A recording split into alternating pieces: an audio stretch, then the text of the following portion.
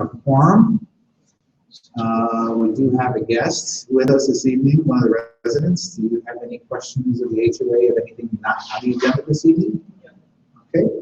We're going to go ahead and move forward to the approval of the minutes. We have two sets of minutes that are attached. One is the one that we went past last month, which was the minutes for the November meeting, which were prepared by Tom.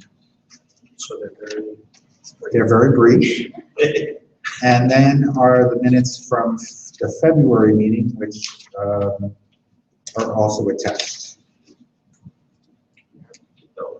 Erica did those. Erica, from what you sent me, I did make one change before I printed it, and that change was on the last page in F2.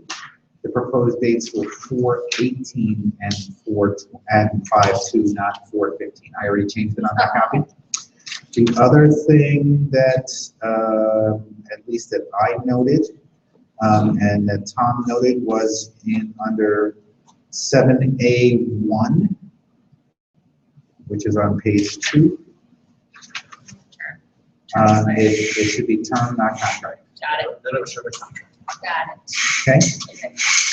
Those are the two things that I saw that needed to be corrected on February's minutes. I did not see anything on November's minutes that needed to be corrected. So I'm going to make for two motions. You guys may want to abstain from the November, saying that you weren't there, but we do have a quorum. If you guys are abstaining, the three of us can still vote on November minutes. I need to have a motion to accept the November minutes. Okay, and I'll second that. All those in favor to accept the November minutes? Aye, and 2 abstentions, so it passes. And then going on to the February minutes. Can I have a motion to accept the February minutes? Make a motion to accept those minutes. I'll second that. Okay, and that, okay, and that is with those 2 corrections noted, correct? All right. Any other discussion? If there's no further discussion, call to order. All those in favor? Aye. Okay, it passes. Next is the financials. All right, so the financial review, second page and third page of the packets that you all have in front of you.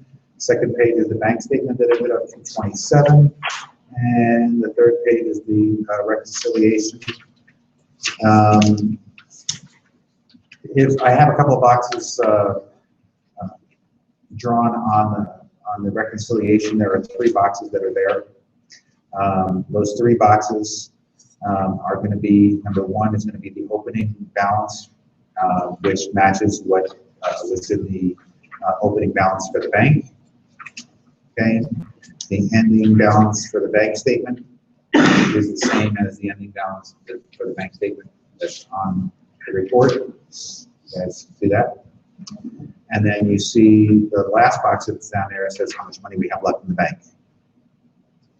And you're probably sitting there going, Alan, what the heck did you spend all that money on? There's what, about $7,000 worth of expenditures there. $7,763.65 to be for sure. So we renewed our Better Business Bureau's 395. We paid the full contracts that we talked about last month of the 4636 to Ironwood for weed care, along with 570. We did get a discount for the stump removal along Chambers. And then I also got the bill for the for parts of the insurance. That's not all of the insurance, but that is the bigger part of the insurance for the year for us. So those are the big expenses that are there, and that's the reason that we have such a large expenditure. This is usually the month that we have all the big expenditures coming out. So auto home insurance is. That is our D&O and general liability insurance. Okay. For the HOA. We don't actually have Yeah. that's what Right, I'm it's, that's just the name of the company, is Auto saying. Owners. And I have there was one or two fixes that they needed to make to the final policy. Once I get the corrections on those, I'll give that to you, because we generally put up a copy of that policy on our website. So I will get you the PDF of that within the next couple of days. Everything else is the regular expenditures. The reimbursement to Tom, by the way, in there was for an accessory kit for the generator that we bought. We felt that the thing is very heavy and it's a wheel accessory kit. And so rather than us having to pick up and carry it, it made more sense to have wheels on it. So that was a small expenditure. I don't know if you guys know this, right now we're paying $31.11 for QuickBooks on a monthly basis. That is for the online version. If anybody wants to have access to that, let me know. I have up to, I think it's five licenses, total of 5 licenses. And our tax guy gets access to it as well. So if anybody will make sure that we do the round on that, if you want to have access to it, I have to give you access to it, and you have to do it from a regular computer. Can't do it from, well, there's only certain things you can get to it from on a tablet, okay? But you can see all the expenditures, everything else. If you're going to go on, the only people that have accessibility to do any entries into it right now are Jeremiah and myself, okay? That's not because I don't trust you guys, I just, it's difficult enough. Don't want to mess with it. But we used to pay about $45. They just lowered their rate, and so they automatically give us a discount on that rate. So if you actually look back at prior financials and saw the rate, it went down from about $42 down to $31.11. Okay. So any other questions on the financials? I do have a question back on the actual bank statement. Our debit bottom special messages talks about a $2 monthly fee is going to be at the end for Jeremiah's on cards. Do you have any idea what that means? Why? Oh, well, If we're not using it, or we're not using it enough, we're using it too much? well, here's, okay. Oh. The fee will begin. Yes. There was a annual fee that was. No. There's no annual fee for it. There is an activity charge for, they did have an activity card for cards, and the first, here's the way it works. The first year that you have the card, there is no activity fee. I've had my card for several years, so my card, I'm already, that's the activity charge that you see above, is the last item. That activity charge of $2 is my card. Last year. We got your cards last year, so for the first 12 months, there is no activity charge.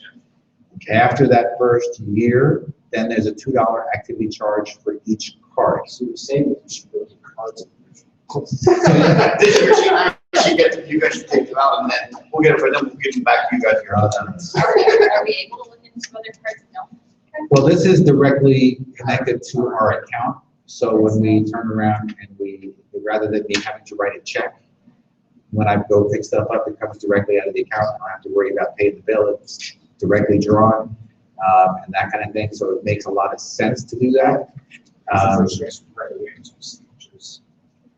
Yeah. So it's not one of those things that has nothing to do with we keep a certain amount, whatever they waive No. fees. No, I can ask the bank if they'll waive it.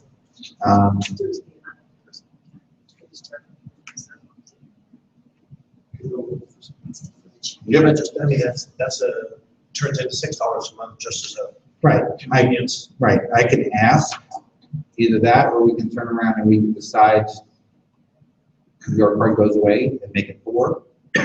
I certainly don't take the treasurer's card away. You know, I can turn around and I can give up my card and I can have you all pay the bills. That's all, I Yeah. was just curious. Well, and the fact it just didn't, like, first year I saw it. Right, this is the first bill that, or the first statement that's been on there. Really, you're just saying, I'm only happy. They just didn't like it. You have okay, thank you. Okay? What else give me? So I will ask about a waiver for that. If they don't want to do a waiver, you guys are good with with it going up from 4 to So then 6? the one for 227 is your apartment. Yes, yes, it's charged. That explains the fact makes sense, because you used to have $4 that actually be charged against our time. Right. Right. And if you see most everything that is in there from the bank, other than the auto pay, It's been the visa. is paid with Visa. That's because I just simply don't like to write checks where I don't need to, especially Yeah. like when we went to the wing hut for the volunteer party, everything else. It's such a pain to turn around and get 2, 3 checks signed and so on and so forth. I hate walking around with checks that are already pre-signed kind of thing. I don't like it. And by the way, you know, when we turn around and order checks, right, it costs us like, you pay for those, and because it's got the carbon and everything else, we only wind up getting like, 300 checks, and that used to last us a year, and they used to cost us like $40. So do we still have order checks, and we still have to order as much? I think I still have the same box of checks, We are saving that. so we're saving money on the back end because we're not using any checks. So, okay, all right. So if there are no further questions on the financial review. Yeah. Make a motion to accept the financials. All right. There's a motion to accept the financials. We have a second. Any more discussion? If there's no further discussion. Oh, let me ask a quick question. Do we still have one outstanding holiday check? Is that what I see? Holiday lighting contest, Perez. Yes, Is that the only one outstanding now? I believe so. Okay. Well, thanks. All right, if there are no further questions, I'll call it to order. All those in favor of accepting the financial matters? Aye. Passes unanimously. Okay, on the committee reports, I don't have anything new from the Welcome Committee or the Garden Club. 4th of July, I did speak with Troy.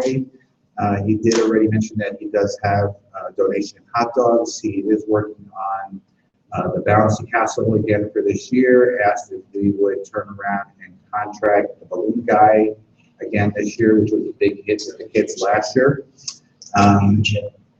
So Jimmy Ward's the Friday game. he did ask me if I would talk to you to get the Boy Scouts to do flag ceremony again this year. And then the dunk tank, I think, is going to be a little bit interesting in the way that we try to do that if we do, because here's my problem. I'm leaving out of town, and I will be out of town from like the 2nd of July to the 7th of July. So there's no way that I can do it again. I won't be here. So normally I go up and take care of that, and if we do it on the base, then either Carrie could possibly do it because she has access, but we would have to pay for it. Either we would have to give Carrie a check so she can cash it to pay for it, and then it's on Buckeye Airport. And it's like $50 if we go through them. Any place else we go through is like over $200, but it would have to be picked up the day before the 4th and returned the day after the 4th. And it would have to have somebody with a trailer hitch. Yeah, I've got that, but. So I don't want to go down that road if I don't need to, unless somebody is absolutely committed to working with Carrie to get that done. There's always the risk. There's high risk with not doing anything else there, so. And Right. So you fine without it this year? Okay, we can go without it this year. Yeah, otherwise we keep our routine of every year. Right. The 4th is a Saturday this year, which means the probably wouldn't be available necessarily. I mean, they're Probably turning it on Sunday, Monday. but also, yeah, It would be Monday, so, and that might be an issue for people that are working. for me. Okay, so Did you say that it's good donated this time? he got a donation of them this year. Last year we wound up paying for them, so it really depends on what's what. But the other thing that I need to check into is, I need to make a note for myself, is to call Bob Broom, make sure that the park is reserved for the 4th of July. We'll have some more talk a little bit later on in the new business for the planning. All right, so the pro disposal contract, it is signed by all the parties, and I do have the final copy of that. I'll go over that too if you want to put it out, so I decided I didn't have it out there, but we'll see. If we don't, we probably should. We just need to, I need to find something so that I can redact the signatures, because I don't want to have my signature out there. Okay. It's doable, Yeah, I have the software. I just need to do it and then get it to you so we can get Yeah, I would have some, I was converted to JPEG and then No. do it, and bring it back, which we can layer together. Yeah. But You No guys problem. speak typing language, I'm not quite Yeah, getting. don't worry, all you need to know I is, understand what they're talking about, but I don't have to do any of it. Thank you. all you need to write down is that the contract has been signed, that we will be putting a copy of the signed contract out on our webpage, and that it was extended through 2/28, okay? Of 19. Of 19. The grant application, I'm still working on it, and so I want to have continued discussion on this particular item. So there was some question after last month. If you remember last month, you weren't here, but last month we had some discussion, and we tried, and we have been steering away from using rock, Right. right? Because the city had turned around and had said to us that the HOA would have liability on cars if they so on and so forth. That I thought about is the Quincy is rock all the way down. Yeah, what but that's really, really large rock, and that large rock, well, no, on Quincy, but that rock is pushed down in there with something or another, it's really embedded. Anyway, I talked with Marcia and had a few other conversations with the city. The city said, oh no, whoever told you that is absolutely wrong. The HOA would not have liability. The only thing that we're asking, if you do that, is that you turn around and you have some sort of rest, so that, you know, when they come through with plows or whatever, that it's not just, you know, rolling out onto the sidewalk, which would then turn around, and if they came with a plow in the winter, that would be shooting rocks, and that would, Yes. you know, kind of thing.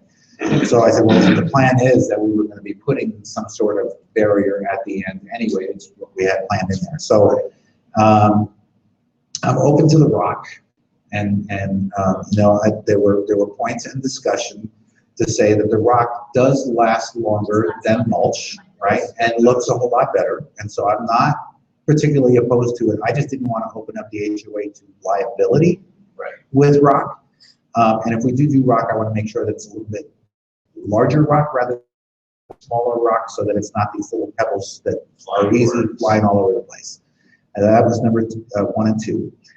Number 3, I talked with Marcia about being able to, under the grant application, being able to get the lane closures at the city rate, not at the rate that they were normally offering. And here's the difference. The city rate for lane closures for a 4-hour period is about $100 now. Okay. So $400. Right. If we just wanted to do the lane closure and pay for it like we have for cleanups, and they raised the rate on that, the regular rate for people asking for lane closures is about $2,000. An hour. No, is that that's total? for the total period. So Okay. $500 more basically. Well, essentially, but there's a 4-hour minimum. Right. Yeah, the rating is. The rating is really, We've done the math. Yes, they make it so you don't want to do it. right, It used to be nothing, basically. right. And we just paid for a company to come in and put down the codes. Yep. And then next year they added this new. They added these new fees and everything else. Did the math, it's like $2,000. So we said we're not doing that. So that's through the city? So the then? city, right, so now the city said under this grant, they'll be able to get lane closures at about $400 for 2 hours, or for 4 hours. So, and we're figuring that we're gonna need the lane closures at least twice. Once to turn around and to do the initial Get the cleanup and get the abatement, get the dirt kind of leveled out and everything else. And then the next time when we actually get the rock delivered, because rock is heavy. Yes. And that's a long way to go, and it's gonna be a lot of work to get that rock into place. So we're gonna need to stage it in 2 areas, and so rather than just having one, what do you call those things? Bobcat, yes, thank you. The first time we may only need 1 Bobcat to do, the excavation, but when we do the rock, we'll probably need 2. And so there's be a little bit more expense on the Bobcat side, but I think we're going to be more than well within our limit as far as turning around with about $1,600 savings, or excuse me, $1,200 savings, because it's going to be link closures twice at $400. That's what we had before. Yeah. Yeah.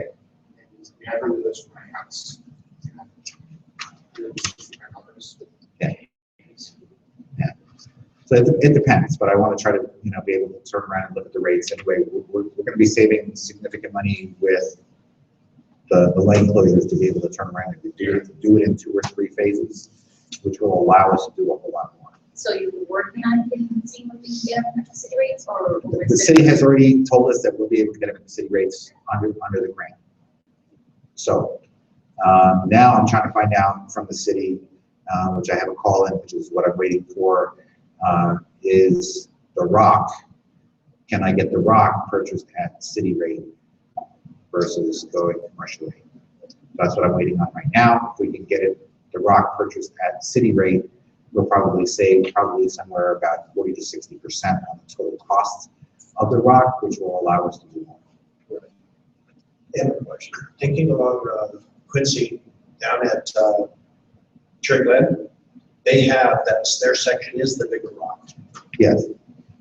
And it definitely stays in better.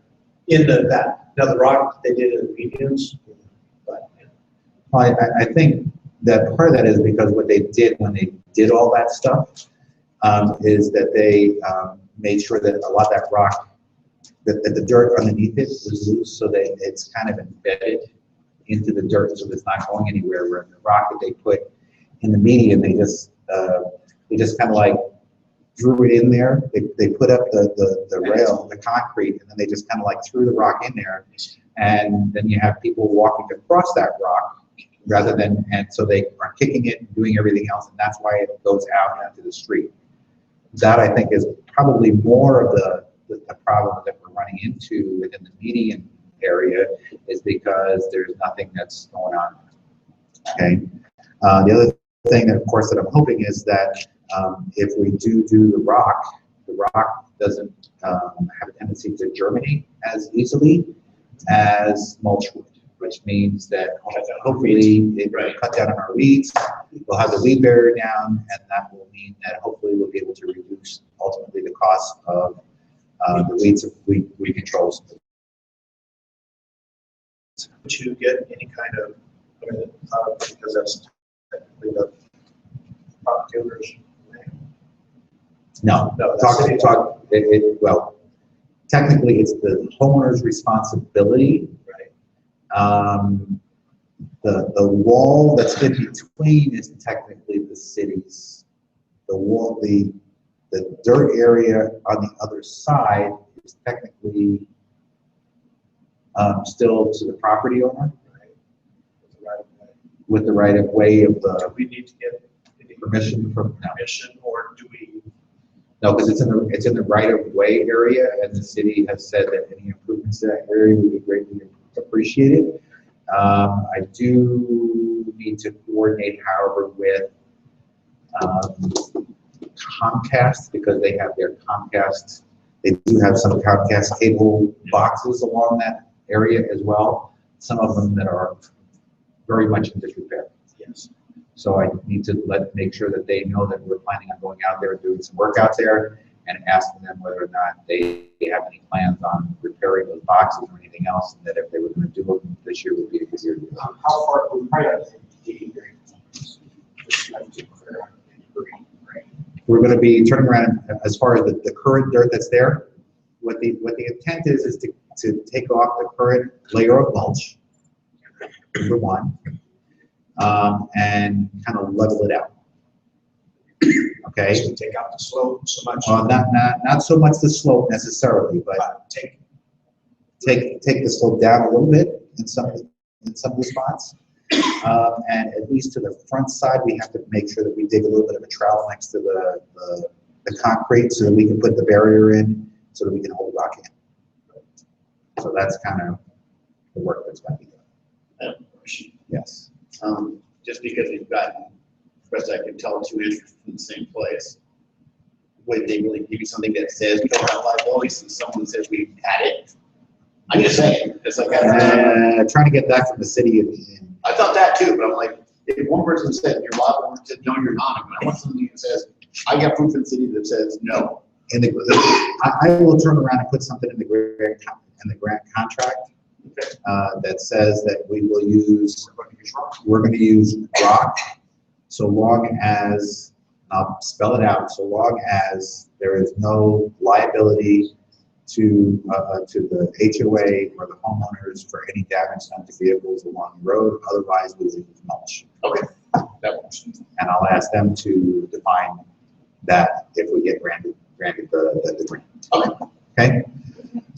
So I will make sure that that is defined in there as well. So the grant application is due on the 1st of April, and I think that they're awarding in the beginning of May.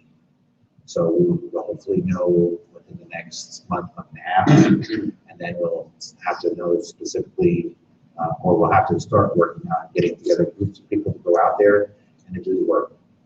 So my hope is that we'll be able to go out there on 3 separate dates.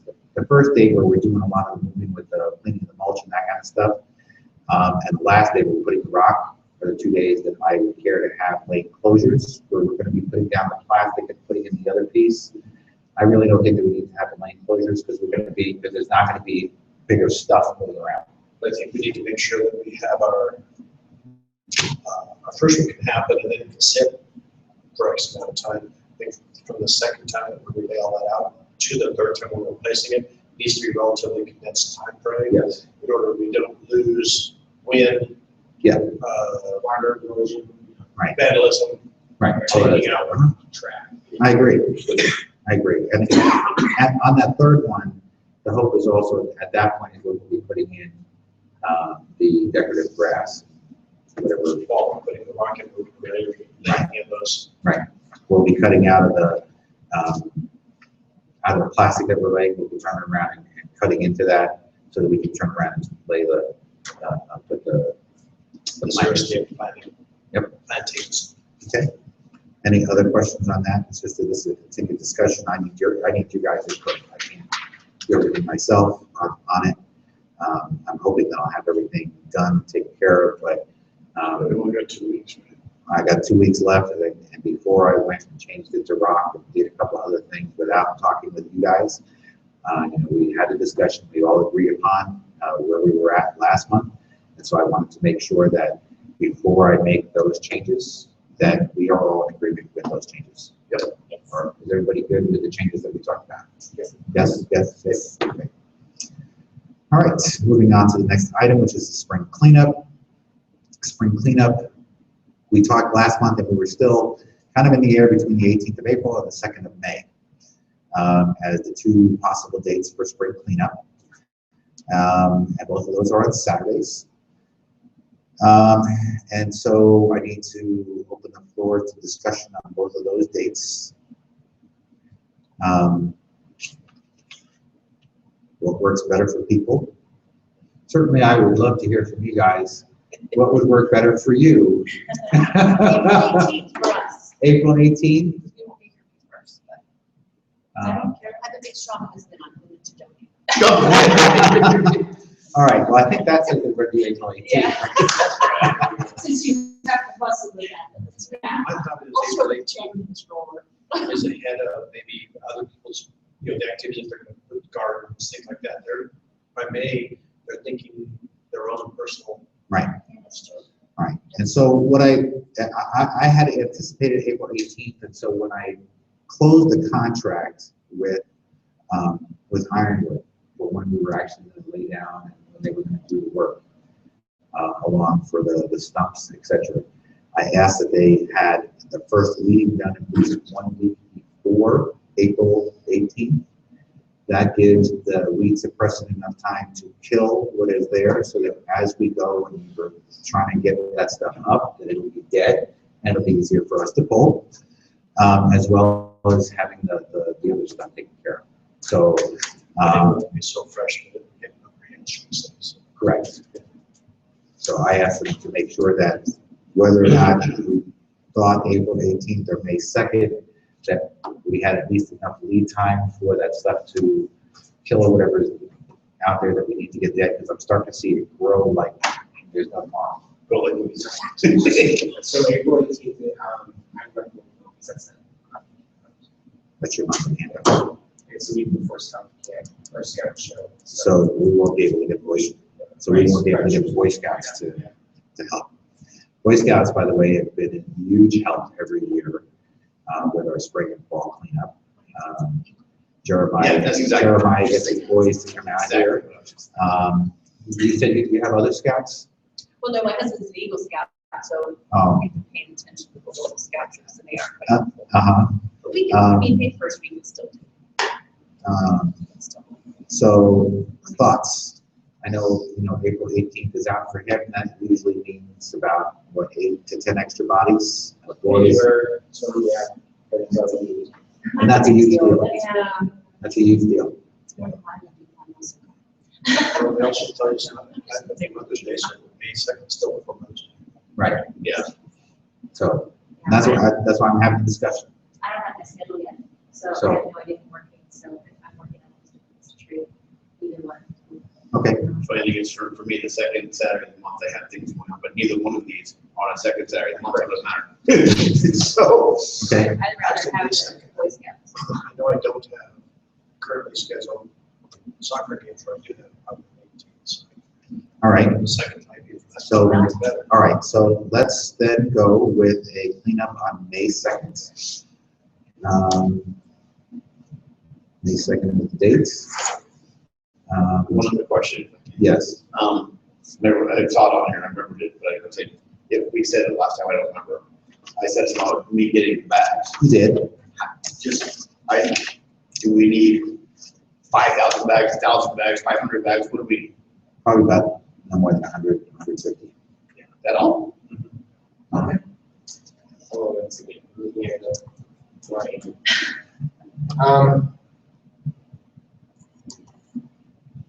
It's the same conflict we had into last year, which is my deal to my church student garage, so that and so they ended up tying up at least halfway through there and get that and work between both. So we reached 18 hours. We adjust my campground schedule because I can't move that one. Okay. I control the campground schedule. So, and so yeah. All right. Okay, Sorry. Underline the next crossed it out. So, Sorry. All right. it's okay. I figured I'd look at it because I don't really have anything on the first week of the month. All right. I'm glad you saw that. Yes. All right. I know now, I'm now like changing on this calendar. Sorry. No worries, no worries. She's never gonna come back here. So now that we've had discussion, I will make a motion that we have the cleanup as date is April 18th. I'll second. I have a second. Do we have any further discussion? No. For April 18th. All right, so call to order. All those in favor? Aye. The cleanup is on April 18th, and Jeremiah is going to do whatever he can to get his Boy Scouts to come out, and we certainly would appreciate anybody in the community to please come out. A good tool to take out weeds. Gloves are extremely important. I always tell people that my hope for doing any spring cleanup is always 4 hours, 8 to 12.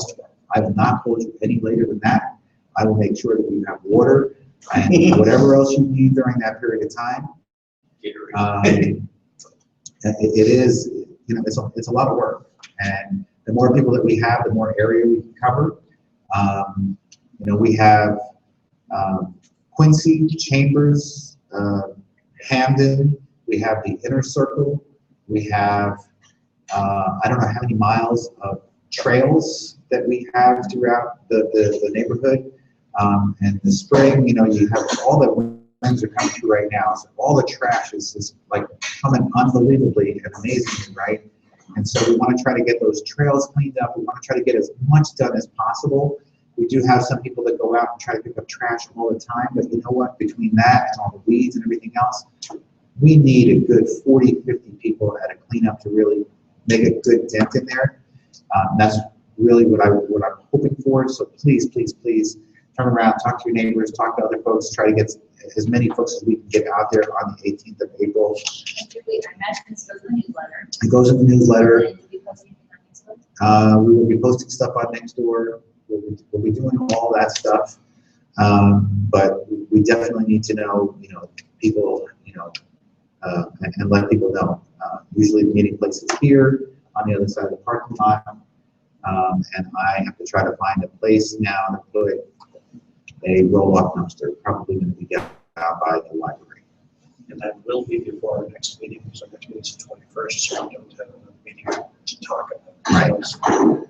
So we meet here.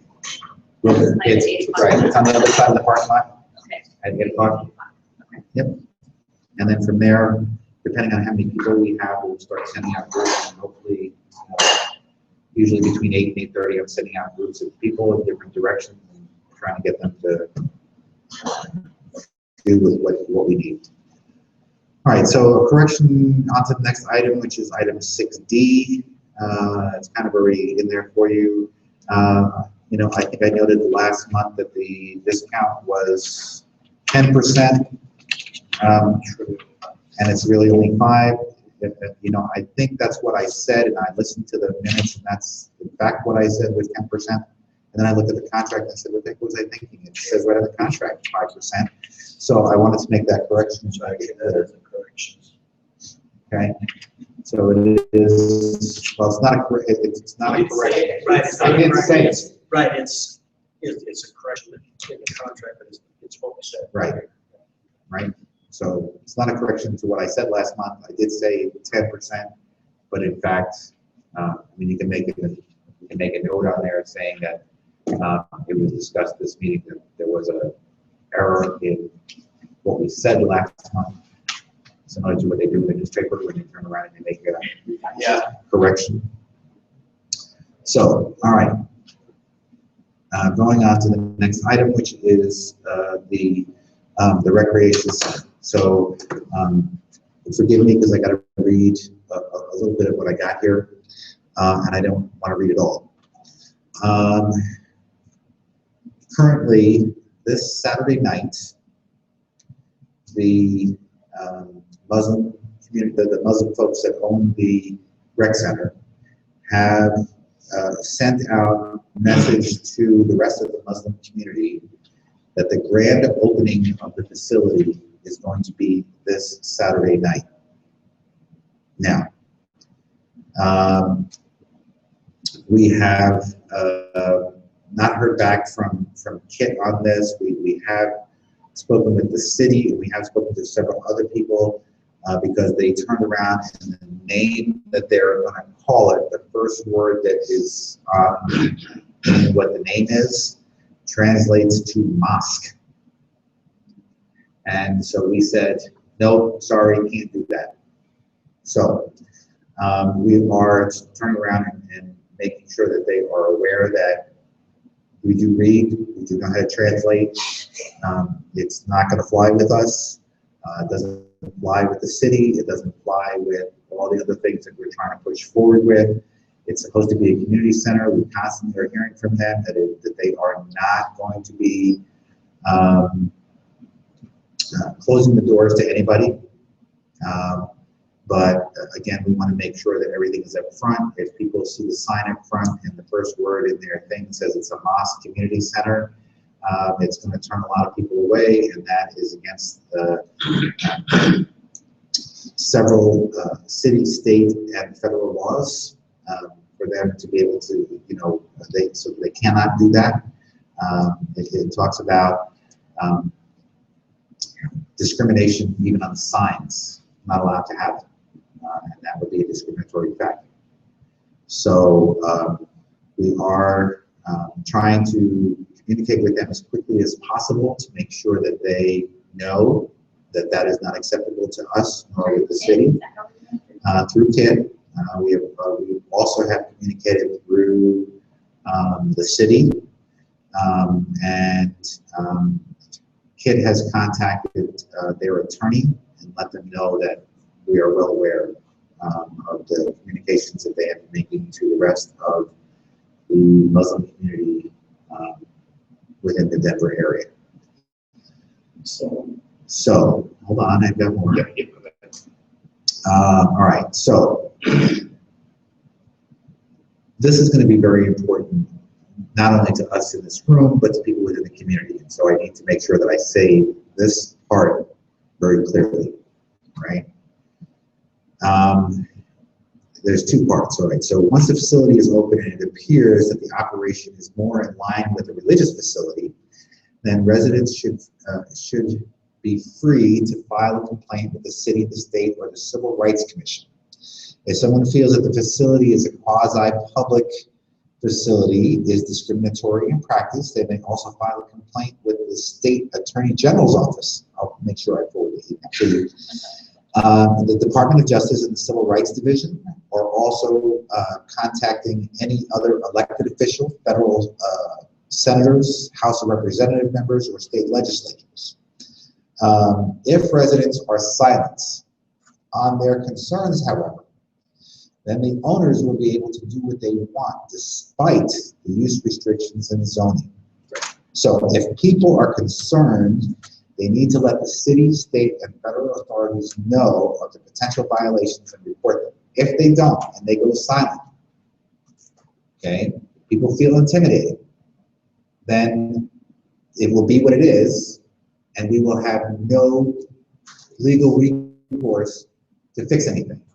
That's why we're trying to do things up front.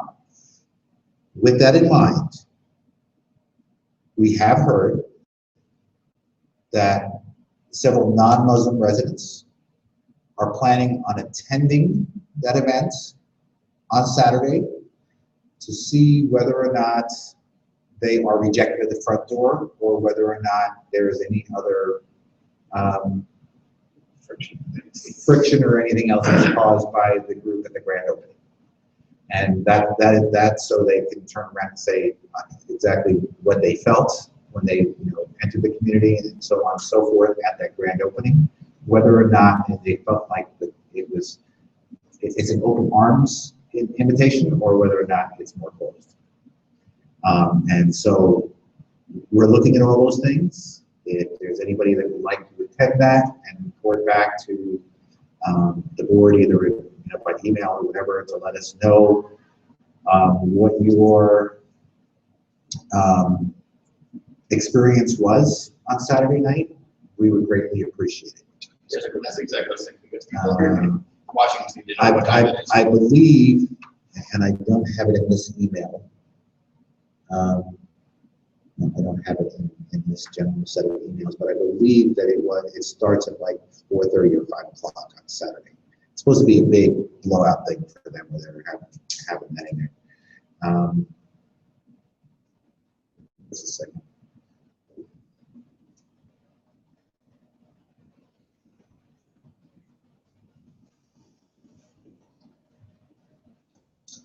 I can't access it.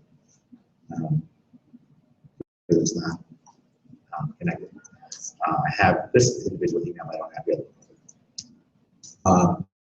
So I believe it's on Saturday evening. I believe that it starts somewhere between 4 or 5 o'clock in the evening.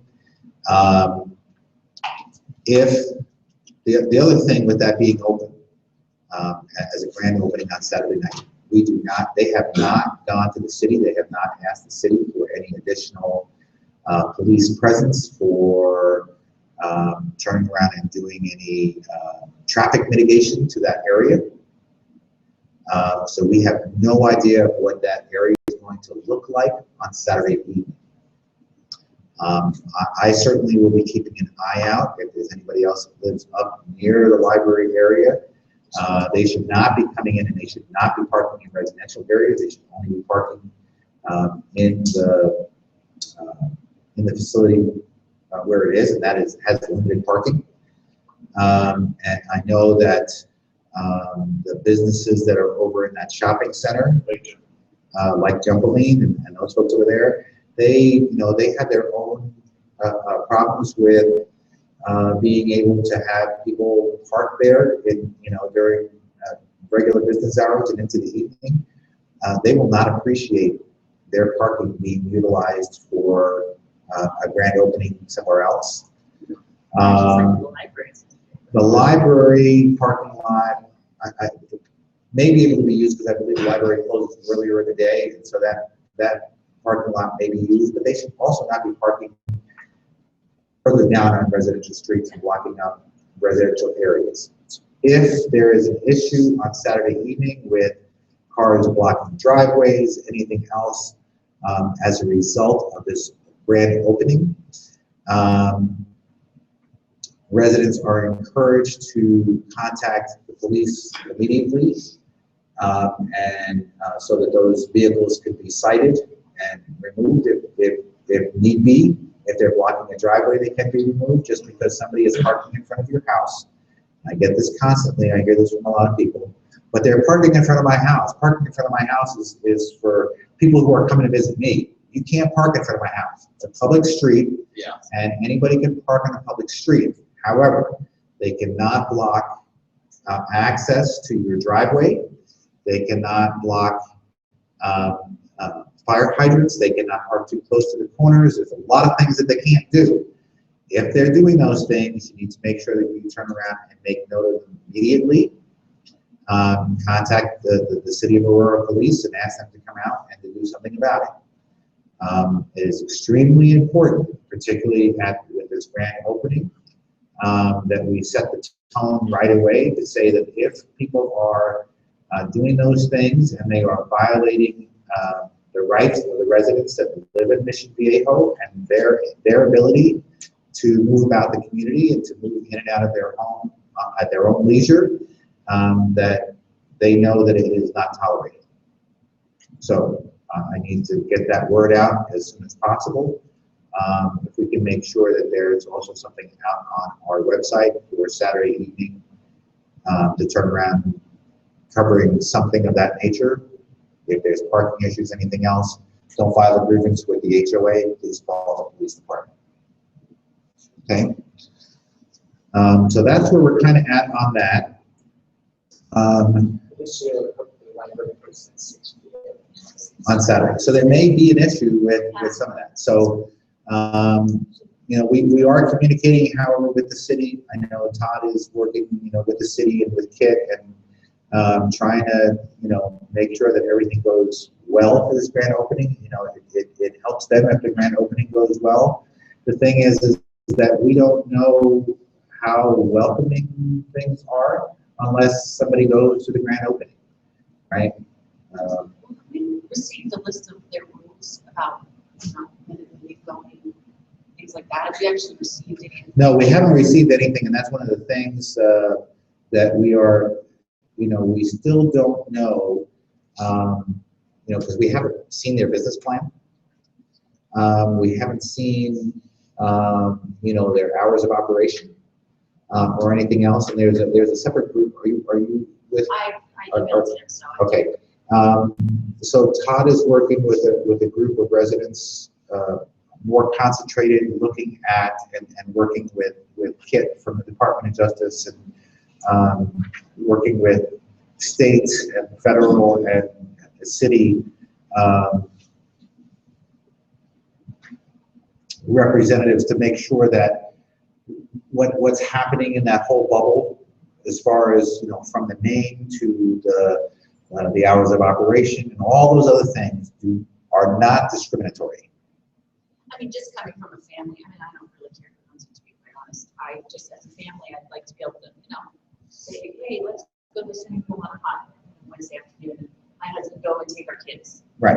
And if that's not going to be an option, we're going to have to go outside the community. The same things go with like the. Right.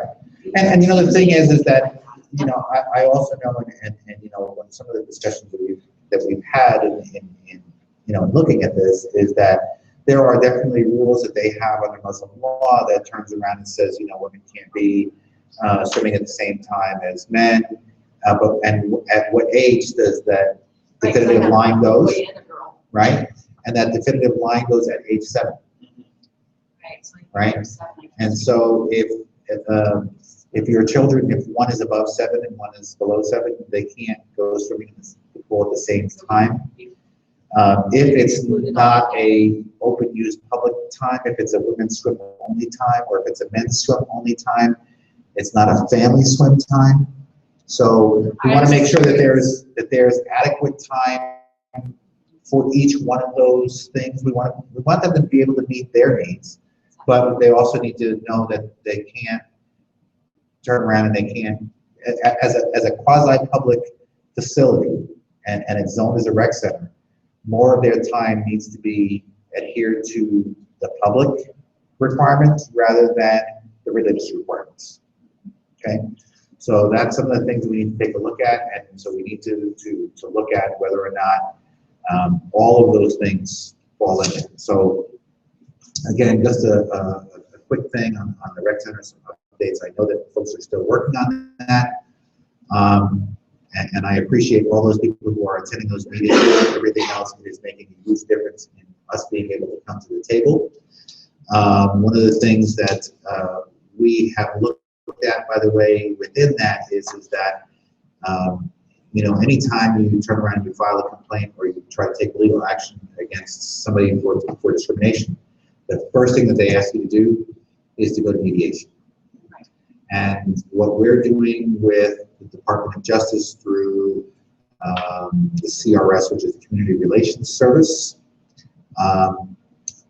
we are literally setting up that mediation. So before it could even be a legal action, the first thing that we said that we wanted to do was to get ahead of everything. We wanted to be able to be upfront with them on what the community is looking for from them, and wanting to find out what their concerns are as well from the community, vice versa. So we're trying to turn around and be as upfront as possible. But again, with events like the grand opening on Saturday, people do need to be aware that there may be additional traffic in that particular area, and it may be concerning for them at that time. Okay. One other question about, you had said, obviously you want to be proactive sooner rather than later, but you had said if people are silent, then they'll get to do whatever they want to do. So the question is there any particular timelines, like 30 days, 60 days, 90 days, a year, that you have something, if nothing's said by this time, well, all bets are off? I just don't know. I don't know what the exact timeline is. I know that there are specific guidelines when it comes to looking at there are certain guidelines, for example, for fencing in Mission Viejo, right? And if somebody erects that fence in an area where it's supposed to be open space fencing, which is the two different things, right? Open space fencing is split rail fencing, and if somebody turns around and erects a 6-foot tall fence there, right, which is against city ordinance, and if the city allowed it, first of all, and nobody turns around and says, hey, that's supposed to be open fencing, right? If that fence is there and that homeowner can prove that it's been there for at least a year, by the time somebody files a complaint, they're grandfathered in and nothing too bad for them. Right. Too bad for them. So, I think the same thing kind of goes here, right? Is it 60 days? That's So the public accommodations planning in like 60 days from massive action on business of discrimination. Right. So if it's 60 days, we need to continuously, get in there, and we need to be on it, right? And we need not to be quiet about what's going on.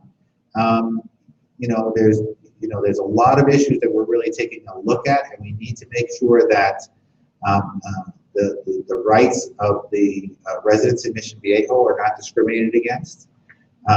For that facility, it is zoned as a rec center, and I know that everybody that's come up to us and talked to us about that is the key, that it's zoned as a rec center. If it was zoned as a commercial building, they could turn around and they could do whatever they want with it.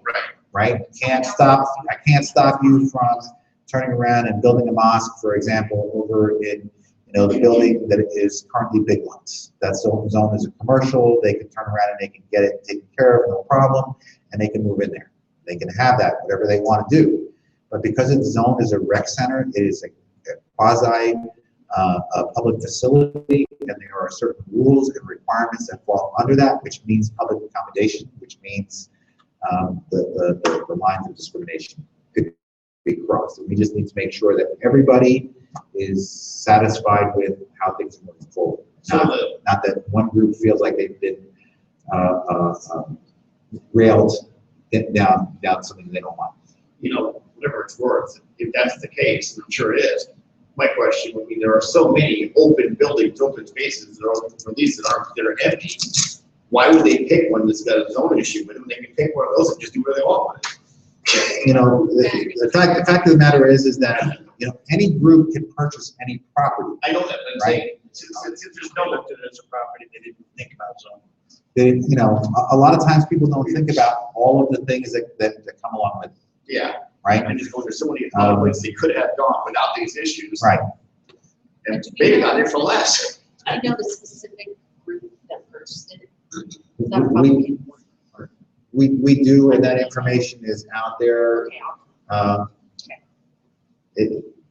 Email Todd, he can send you the links to the I'm name just of the curious, group. 'cause I know they own a couple of other properties, and I'm wondering if maybe they have stated rules somewhere else that I can pull from. They have never had a venture like this one. However, everything that we have been reading or everything that we've been reading from what they have submitted to the city, etc., it is contra to what they have been saying to the Muslim community and what is on the Muslim community websites. I have no idea. No idea. I do know that work on the facility. I do know that work on the facility, right after they purchased it, they turned around and they had people going in there and starting to do work. I do know that work was stopped within 48 hours because they did not have the proper permits by the city, so on and so forth. I did get a call also, I think it was about 2-3 weeks ago, by some residents. Apparently when they bought the property, they wanted to check and make sure things worked, and they were flipping switches and doing this, that, and the other thing, and they didn't realize that they had flipped on a switch that was to the lighting by the tennis courts behind the building, and they had no idea which switch it was. And so it was on for literally a week and a half, 24 hours a day. And that light is very strong at night. And so I had several residents call and complain to me, and we turned around and contacted the city, and they went out and helped them find the switch so that they could turn it off, so that people could go back to sleep. Don't have problems with, you know, turn around and people call me on that, you know, that kind of thing, or emailing me on that kind of thing. But, you know, really with that kind of stuff, they get a lot faster response if they call Access Aurora and went directly to the people that are able to go and to cite them, or go and to have a discussion with them about what the requirements are, that, you know, that kind of lighting that is in a residential area, that affects residential area, that people need to go through Access Aurora to file those complaints. They can certainly come to us, but it's certainly, you know, I don't have, you know, 24 hours a day to be turning around and responding to people. I do have a job, and you know, I have to make sure that I put in my full 8 hours at my regular job, and you know, turn around and try to take care of this kind of thing at lunchtime and that kind of thing. And so then I'm limited for that half hour, the person I need to talk to, or they at lunch, right, and that kind of thing. And so it can really get kind of hairy, and it may take a couple of days then to turn around and resolve the issue, rather than that person calling directly and making and reporting that. And for those people that don't know, if you call Access Aurora, you don't need to leave a name, or you can ask them when they turn around and they speak with the owner or whatever, they can turn around and make sure that your name is kept out of it. And you can also ask that once the issue has been either remedied, or the homeowner or the business has been spoken to, that you either receive a call or an email back from Access Aurora on what actions the city is or isn't going to do, or what action that homeowner or business is going to do. So there are remedies there that make it so that your name to be attached directly as it moves forward. The city will turn around and protect that information for the people that do call it. All right. So going on to new business planning for the 4th of July picnic. We've already talked about a large part of it earlier in the committee reports. Was there anything other than what we've already talked about that